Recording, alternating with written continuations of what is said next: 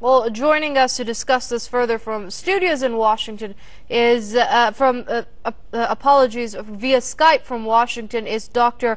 Webster Tarpley. He's an author and historian. Dr. Tarpley, it's always great seeing you here on Press TV. Now, how do you quantify this whole phenomenon of trampling upon religious sanctities of Muslims, specifically at this point in time?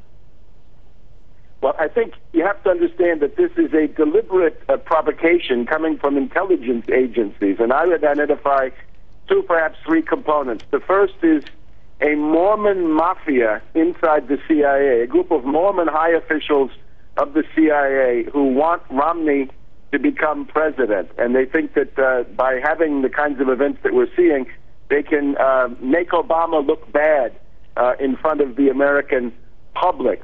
We can call them perhaps the Brent Scowcroft faction. That was the Mormon who was the right-hand man of Henry Kissinger for so many years.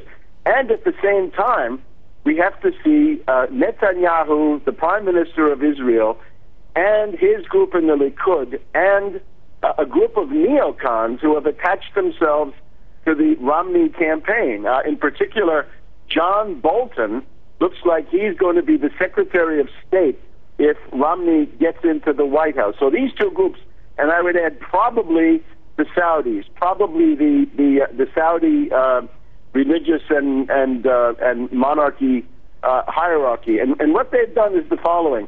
I think this guy Sam Basil, or Nakula Basili Nakula, he seems to be a Copt. But the thing about him is that he leads to a group that we know.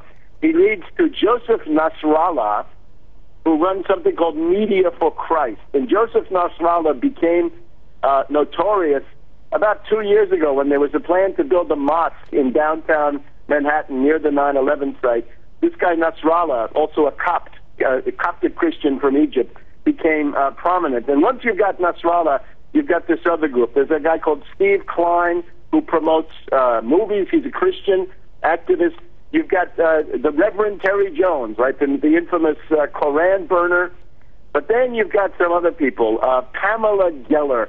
Pamela Geller, I think, may be the key to this entire thing. She's a professional Islamophobe, very close to the Israelis, and probably somewhere in the background we might have somebody like Daniel Pipes, a professor who basically has made a career out of harassing pro-Palestinian professors at American universities. So it seems to me this group, they designed the movie, and at the same time you've got Netanyahu coming out, I think, very blatantly saying the United States has got to go onto a path of war with Iran, and he wants a red line. Well, Netanyahu himself does not have a red line, but he wants the United States to have a red line. He wants the United States to be more Israeli than the Israelis. It's outrageous.